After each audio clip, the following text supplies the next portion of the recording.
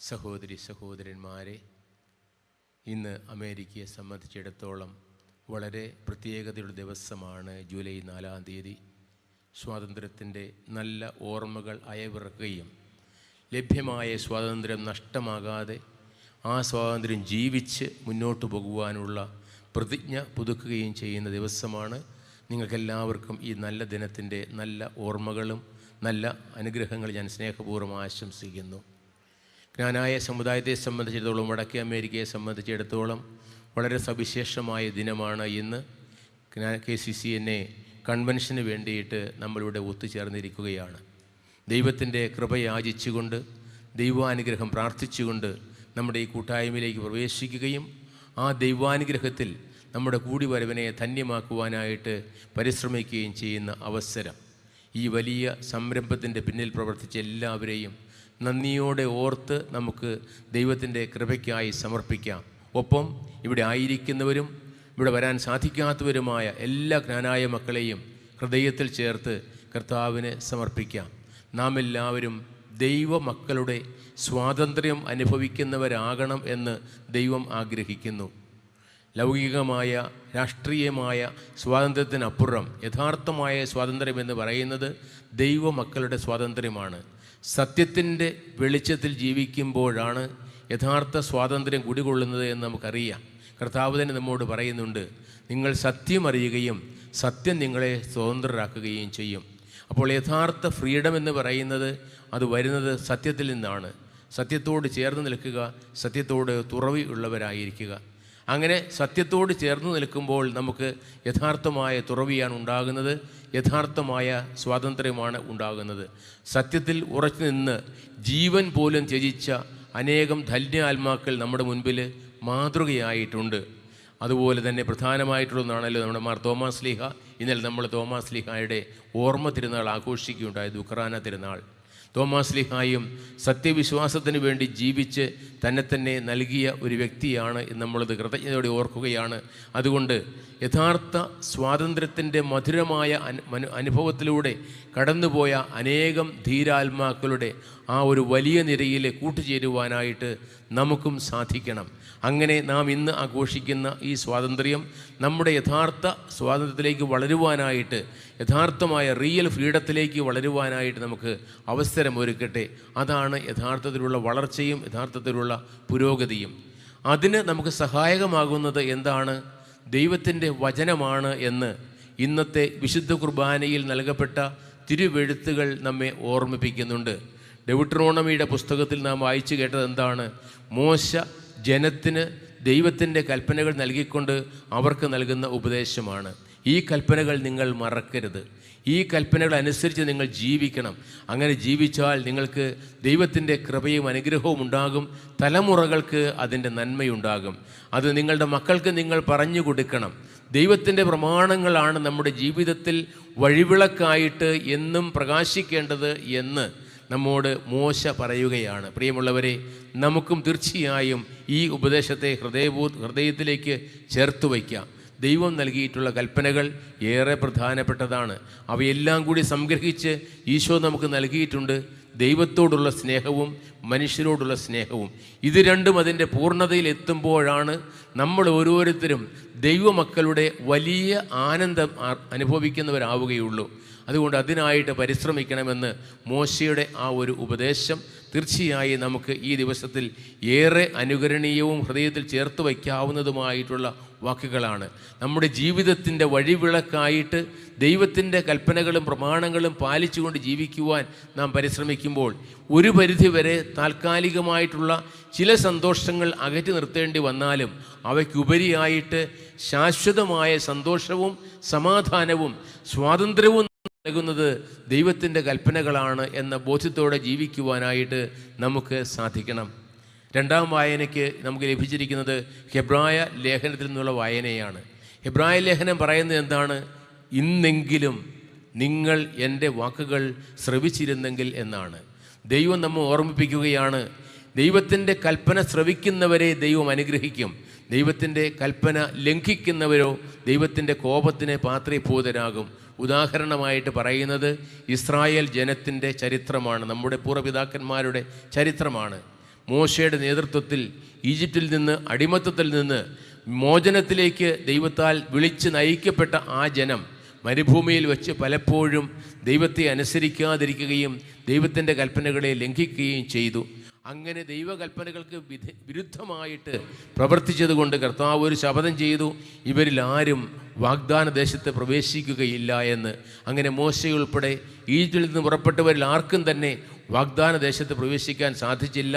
40 വർഷക്കാലത്തോളം മരുഭൂമിയിലൂടെ യാത്ര ചെയ്ത് അവരുടെ ജീവിതം അവസാനിക്കുകയാണ് ചെയ്തത്. എങ്കിലും ദൈവം തൻ്റെ വാഗ്ദാനങ്ങളിൽ വിശ്വസ്തനായിരുന്നത് കൊണ്ട് ആ ജനത്തെ വാഗ്ദാന ഭൂമിയിലേക്ക് ആനയിക്കുകയും അവർക്ക് തേനും പാലും ഒഴുകുന്ന ആ ദേശം സമ്മാനമായി നൽകുകയും ചെയ്തു. എങ്കിലും ദൈവകോപത്തിന് വിധേയരാകാതിരിക്കുവാനുള്ള വലിയ ഒരു ജാഗ്രത നമുക്കുണ്ടാകണം എന്ന് ആണ് നിയമാവർത്തന പുസ്തകം നമ്മെ ഓർമ്മിപ്പിക്കുന്നത്. നമുക്കും അത് പ്രത്യേകമായിട്ട് ശ്രദ്ധിക്കാം. ദൈവത്തിൻ്റെ കൽപ്പനകൾ അനുസരിച്ച് ജീവിക്കുകയാണെങ്കിൽ നമുക്ക് വാഗ്ദാനം ചെയ്യപ്പെട്ടിരിക്കുന്നത് ജീവനും രക്ഷയുമാണ്. ഇല്ലെങ്കിലോ നമ്മുടെ മുൻപിലുള്ള എല്ലാ കാര്യങ്ങളും നമുക്ക് പ്രതികൂലമായിട്ട് ഭവിക്കുകയും ചെയ്യും. അതുകൊണ്ട് ദൈവകൽപ്പനകളോട് പൂർണ്ണ വിധേയത്വത്തിൽ ജീവിക്കുവാനായിട്ട് നമുക്ക് ആത്മാർത്ഥമായിട്ട് പരിശ്രമിക്കാം. ആ കൽപ്പനകൾ നമ്മുടെ ജീവിതത്തിന് വഴിവിളക്കായിട്ട് മാറണം. കർത്താവ് പറയുന്നു, ഇന്നെങ്കിലും നിങ്ങൾ ഈ വചനങ്ങൾ ശ്രവിച്ചിരുന്നുവെങ്കിൽ. പ്രിയമുള്ളവരെ, നമുക്ക് നൽകപ്പെട്ട ഇന്ന് നമ്മെ സംബന്ധിച്ചിടത്തോളം ദൈവത്തിൻ്റെ വഴികളിലേക്ക് നടക്കുവാനുള്ള, ദൈവ വഴികളിൽ വ്യാപരിക്കുവാനുള്ള ഒരു നല്ല ആഹ്വാനമാണ്. അതുകൊണ്ട് ആഹ്വാനം ശ്രവിച്ചുകൊണ്ട് നമ്മുടെ ജീവിതത്തെയും ദൈവം ആഗ്രഹിക്കുന്ന രീതിയിൽ നന്മയുടെ പാതയിൽ മുന്നോട്ട് കൊണ്ടുപോകുവാനായിട്ട് നമുക്ക് പ്രത്യേകമായിട്ട് പരിശ്രമിക്കാം.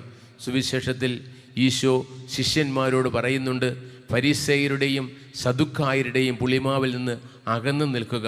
നാം വായിച്ചു കേട്ടു, സദുക്കായരും ഫരിസേയരും ഈശോയെ പരീക്ഷിക്കുവാനായിട്ടുള്ള ചോദ്യങ്ങളുമായിട്ടാണ് ഈശോയെ സമീപിച്ചത്. സത്യം അറിയുവാനോ ആ സത്യം നൽകുന്ന സ്വാതന്ത്ര്യത്തിലേക്ക് പ്രവേശിക്കുവാനുള്ള ആഗ്രഹമല്ല, ഈശോയെ വാക്കിൽ കൊടുക്കുക എന്നുള്ള ചിന്തയാണ് അവർക്ക് ഉണ്ടായിരുന്നത്. അവരുടെ മനസ്സിലുണ്ടായിരുന്ന കളങ്കം തിരിച്ചറിഞ്ഞ ഈശോ പിന്നീട് ശിഷ്യന്മാരോട് പറയുകയാണ്, അവരുടെ ആ പുളിമാവ് നിങ്ങൾക്ക് സ്വീകാര്യമല്ല. അവരുടെ ഉള്ളിൽ സത്യത്തോടുള്ള ആഗ്രഹമല്ല, സത്യം അറിയാനുള്ള അഭിവാഞ്ചയല്ല, പ്രത്യുത മറ്റുള്ളവരെ ഏത് വിധേനയാണ് കുഴിയിൽ ചാടിക്കുക എന്നുള്ള വക്രബുദ്ധിയാണ് ഉള്ളത്. അത് നിങ്ങൾക്കുണ്ടാകരുത് എന്നാണ് ഈശോ അവരോട് പറയുന്നത്. ശിഷ്യന്മാർക്ക് ആദ്യം മനസ്സിലായില്ല. പിന്നീട് ഈശോ അത് അവർക്ക് വിശദീകരിച്ച് കൊടുക്കുകയുണ്ടായി. ഈശോ പറഞ്ഞു, നിങ്ങളുടെ പുളിമാവിനെക്കുറിച്ച് പറഞ്ഞപ്പോൾ ശിഷ്യന്മാർ വിചാരിച്ചത് വള്ളത്തിൽ അപ്പമില്ല, അപ്പോൾ അപ്പമില്ലാത്തതിനെക്കുറിച്ചാണ് ഈശോ സംസാരിക്കുന്നതെന്നാണ്. പക്ഷേ ഈശോ പറഞ്ഞു, വെറും ലൗകികമായ അപ്പത്തെക്കുറിച്ചല്ല ഞാൻ നിങ്ങളോട് പറയുന്നത്. നിങ്ങളുടെ ആധ്യാത്മിക ചൈതന്യം പുഷ്പിക്കുവാനും പരിപോഷിതമാകുവാനും ആവശ്യമായിട്ടുള്ള ശ്രദ്ധയും അനുഗ്രഹവും നിങ്ങൾക്കുണ്ടാകണം എന്നാണ്.